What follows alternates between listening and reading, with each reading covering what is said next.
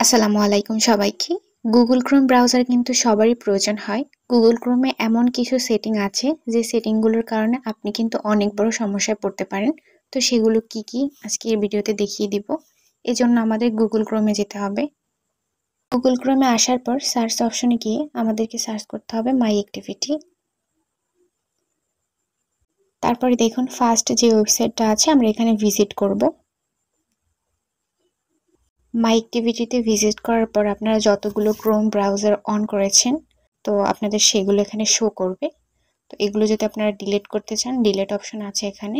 Last 1 ঘন্টারগুলো delete করতে পারেন, all time delete করতে পারেন। তো আমি অল টাইম দিয়ে দিচ্ছি। নেক্সটে ক্লিক করবেন। দেন সেকেন্ড স্টেপ দেখাচ্ছি। আমরা 3 ডটে যাব। 3 ডটে যাওয়ার পর নিচে দেখবেন সেটিং। সেটিংয়ে যাওয়ার পরে প্রাইভেসি অ্যান্ড সিকিউরিটি এখানে আপনারা ক্লিক করবেন। তো দেখুন এখানে একটা অপশন আছে থার্ড পার্টি কুকিজ, এখানে ক্লিক করবেন।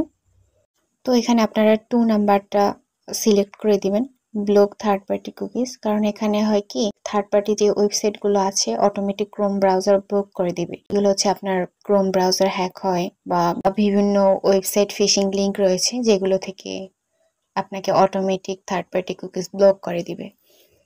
তো থার্ড নাম্বার অপশনটি হচ্ছে আপনারা 3 ডটে আবার যাবেন। 3 ডটে যাওয়ার পর আবার সেটিংয়ে যাবেন। সেটিংয়ে যাওয়ার পর প্রাইভেসি অ্যান্ড সিকিউরিটি এখানে ক্লিক করবেন। তো এখানে ক্লিক করার পর দেখুন একটা অপশন আছে send A do not track request.